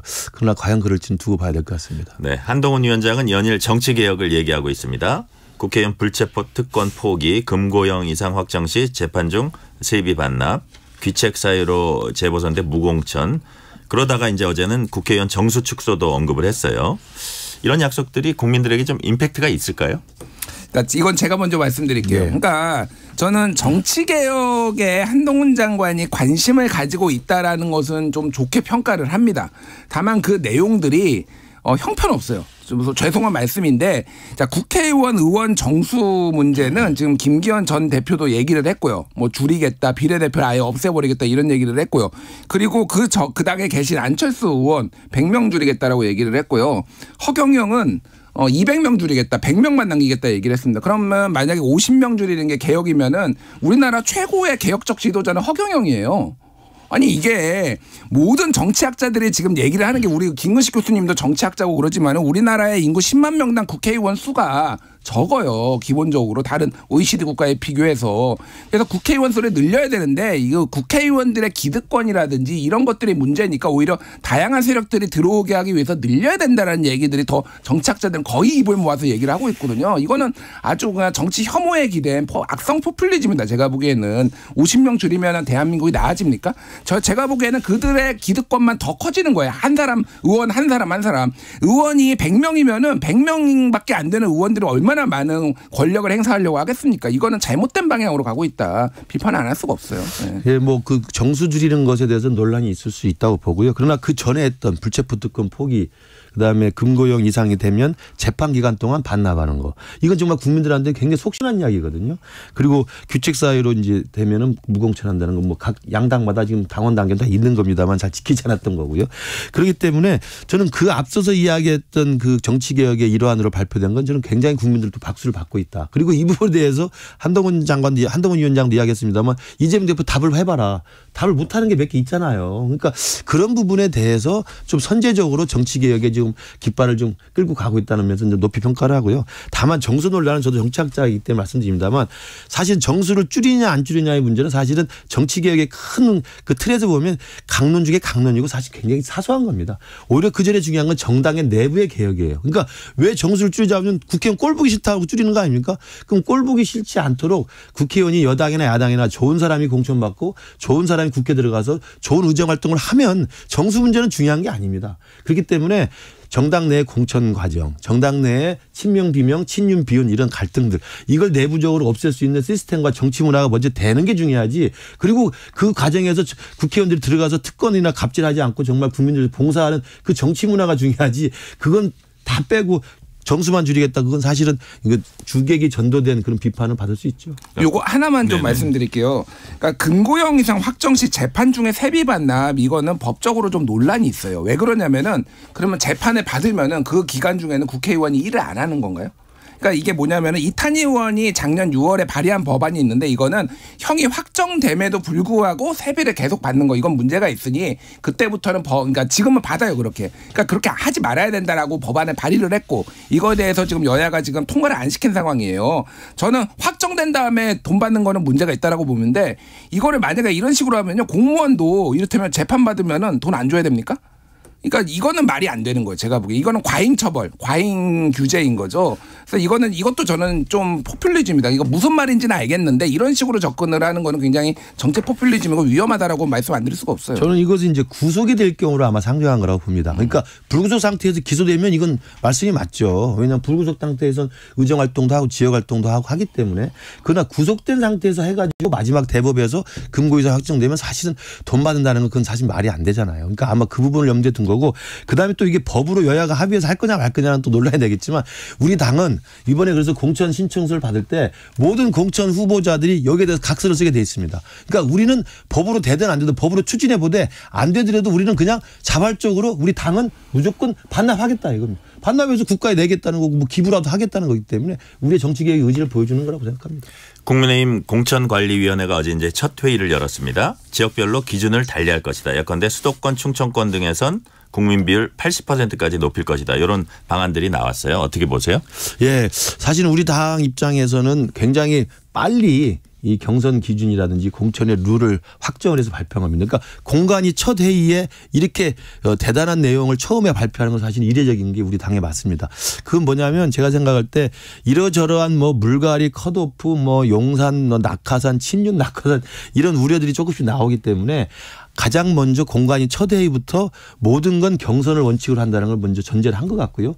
경선을 전제로 하되 이른바 수도권 내 험지라든지 그다음에 영남과 강남을 제외한 곳에서는 일반 여론조사 비율을 대폭 올림으로써 그냥 당원들이라든지 그냥 낙하산으로 내려꽂아야 되는 게 아니라 그 지역에서 현재 민심을 얻고 있는 후보한테 유리하게 시스템을 만든 거라고 보고요. 그다음에 여러 가지 가산점, 감점 기준을 만들어 놨기 때문에 적어도 민주당 정도의 시스템에 의한 경선이 가능하도록 장치를 만들었다는 면에서 저는 높이 평가하고 다만 이제 컷오프 비율이 중요하죠. 컷오프 비율을 어떻게 확정해서 어떤 기준에 따라서 발표를 하느냐에 따라서는 경선을 하되 경선이 불가능한 지역이 전략공천 지역 아닙니까? 그럼 경선이 불가능한 지역은 뭐냐면 지금 현재 구속됐거나 재판이 돼가지고 이미 비어있는 자리거나 아니면 컷오프 대상으로 해서 잘려나간 분들이 있으면 그 자리는 전략공천 지역이 되는 겁니다. 그 정도가 사실은 되는 거기 때문에 그런 전략공천 지역 말고는 대부분의 경우 경선을 기본 원칙으로 해서 깔끔하게 한다. 그리고 민심을 최대한 반영한다. 이런 원칙이었기 때문에 저는 굉장히 선진적인 제도라고 생각을 합니다. 일단 제가 해설서를 좀 써드리면은 원래 전통적으로 민주당이 소위 말하는 시스템 공천이라고 해서 컷오프를 최소화하고 웬만하면은 경선을 붙이고 대신에 하위 20%는 혹은 30%의 감점을 20 그거를 이제 30%까지 늘린다라는 요거가 이제 방침이고 국민의힘은 전통적으로 컷오프에 시켜버렸어요. 그냥 경선 안 붙였습니다. 근데 왜 이렇게 갑자기 이렇게 관대해졌냐? 우리는 컷오프 안 시킨다. 그래서 소위 말해서 제3지대에 못 가게 하려는 거예요. 이인제 방지법에 따르면 경선을 한 사람이 떨어지면은 그 사람이 불복해가지고 그 동해 지역구에는 못 나오거든요. 그러니까 이분들이 동해 지역구에 무소속으로 나오거나 이런 거를 방지하기 위해 역대급 공천 파동이 예상이 되니 신당 못 가게 다 일단은 붙여는 드릴게 살려는 드릴게가 아니라 붙여는 드릴게 이 정도로 조금 보는 게 맞을 것 같습니다. 네. 그렇군요. 근데 이제 컷오프를 최소화하고 경선을 기본으로 하면요. 이른바 이제 친윤 논란 뭐 낙하산 논란 이런 분들이 현지에 가가지고 지금 이제부터 뛰어봐야 사실은 굉장히 불리한 게임 구도가 되거든요. 아마 그런 것들에 대한 잡음도 막기 위한 겁니다. 물론 말씀하신 것처럼 공천 파동 때문에 뛰쳐나가는 걸 막는 것도 있겠지만 당연히 그 모든 당이 그렇죠. 그러나 더 중요한 기준은 경선을 기본 원칙으로 했기 때문에 최근 한 달 전에 막 뛰어들어와가지고 하겠다는 이른바 친윤파리 낙하산 이런 우려를 불식시키기 위해서는 그 민심을 얻은 사람을 중심으로 한다는 그런 합법적인 원칙, 합리적인 원칙이라고 생각합니다.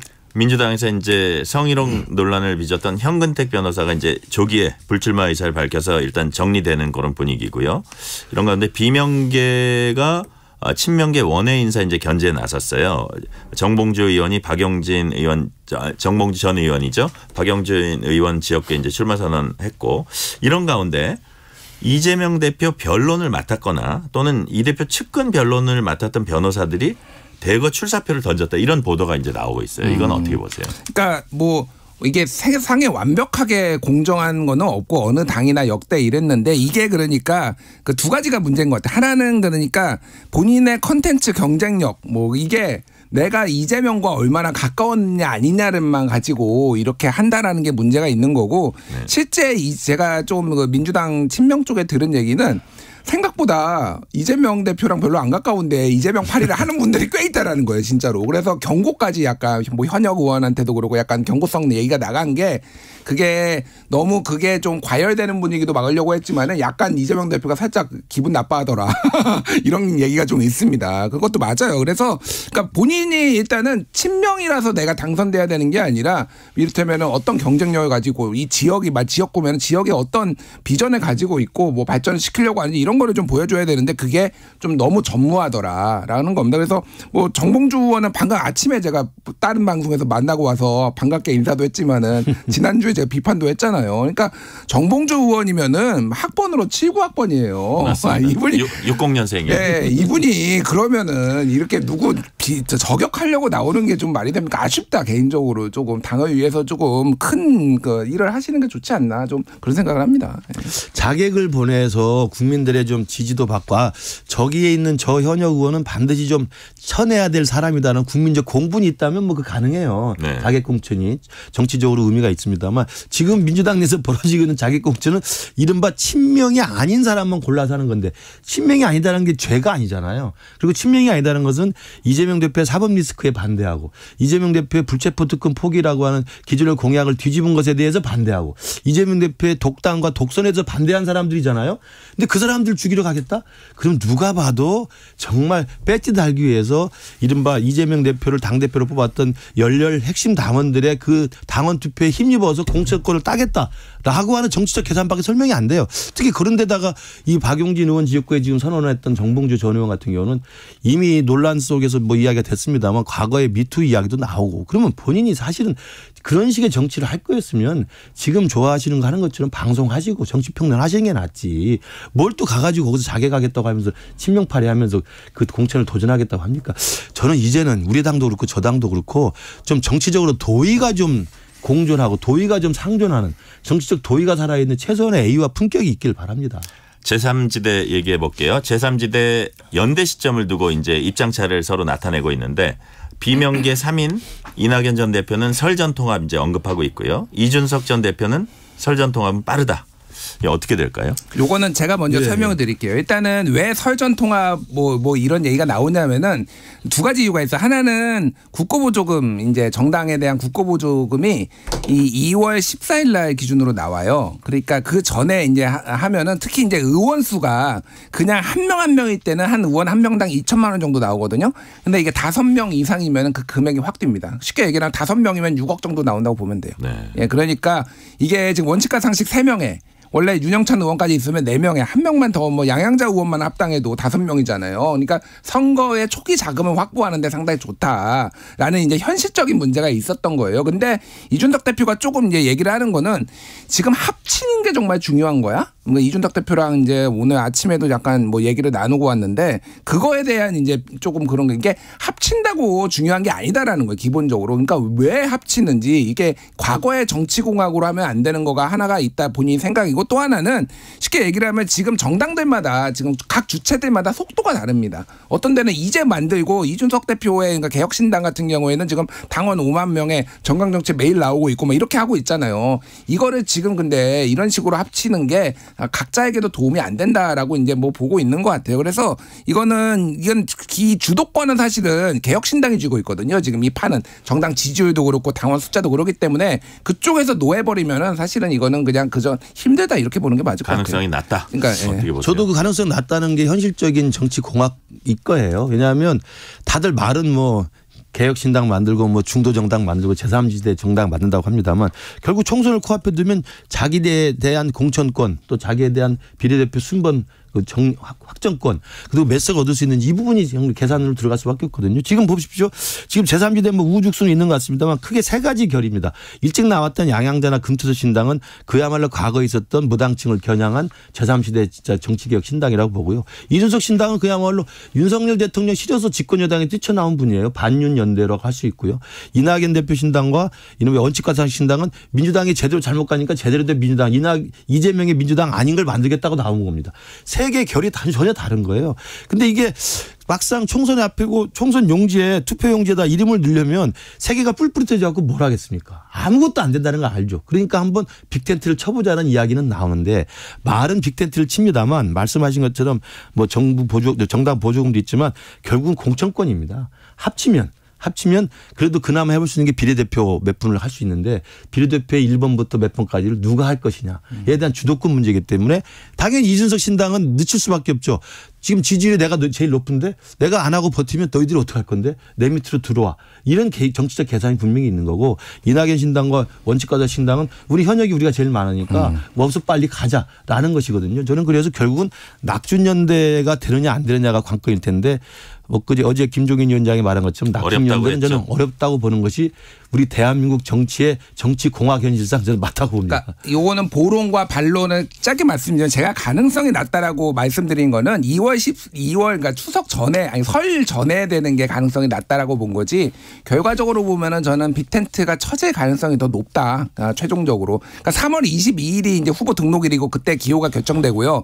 그때 또 선거 보조금이 나오는데 이거는 정당 보조금 2월에 나오는 거에 두세 배 정도 나온다고 보시면 돼요. 그러니까 그 금액이 이제 의원 숫자에 따라 달라질 수 있기 때문에 그거는 이제 가능성이 상당히 높다라고 저는 봅니다. 다만 말씀드렸듯이 정리할 게 많아요. 그러니까 사실 욕심은 내려놨다 이렇게 얘기를 하고 지금 그 원칙과 상식 의원들은 특히 전부 다 지금 하는 얘기까지 나오고 있어요. 비례 요구 안 하겠다 이런 얘기까지 나오고 있어서 생각보다 지분 싸움은 별로 세지 않을 수도 있는데 중요한 거는 어떤 가치를 가지고 그럼 만날 것이냐 이게 조금 조율이 좀 필요한 상황이에요.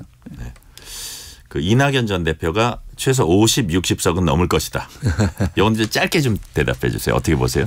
그렇게 다 시작을 하죠. 뭐 원칙과 상식도 뭐 30석 이야기를 했고 뭐 이준석 대표도 당연히 또 이야기했기 때문에 새로 집을 짓는 사람은 그렇게 큰 포부를 가지고 합니다만 그렇게 구석구석에 집을 지어서 또 다시 합치겠다는 거 뭡니까? 혼자서는 자신이 없으니까 또 하겠다는 거, 뭐 빅텐트를 치겠다는 거 아니겠어요? 그래서 아마 그렇게 말씀하시는 건 그 첫 시작의 어떤 포부 정도로 이해하시면 될 것 같습니다. 안철수의 국민의당이 38석. 그게 이제 맥시멈입니다. 제3지대에 물론 그 기대를 넘는 거가 중요하겠지만은 현실적으로 저는 교섭단체 구성 요게 좀 가장 현실적 목표인 것 같아요. 그게 빅텐트가 쳐졌을 때나 한번 해볼 만한 목표이지 이렇게 각자 도정해서는 정말 불가능한 숫자입니다. 그런 말씀이시군요. 오늘은 여기까지 듣겠습니다. 김근식 전 국민의힘 비전 전략실장, 김준일 뉴스톱 수석 에디터였습니다. 감사합니다. 감사합니다.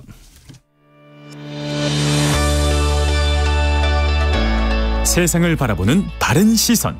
전종철의 전격 시사. 그동안은 신상 공개가 결정된 중대 범죄자의 사진이 실제와는 다르거나 제대로 알아보기 힘든 경우가 많았습니다. 하지만 중대범죄 신상공개법과 그 시행령이 오는 25일부터 시행됨에 따라서 범인 식별을 위해 찍는 사진, 이른바 머그샷을 범죄자의 동의 여부와 상관없이 촬영하고 공개할 수 있게 됐습니다. 얼굴 정면과 좌우측을 컬러 사진으로 촬영하고 최소 닷새 유예 기간을 거친 뒤에 중대범죄자 얼굴을 공개할 수 있습니다. 1월 17일 수요일 전종철의 전격시사 여기서 마칩니다. 지금까지 진행의 전종철 기자였습니다. 감사합니다.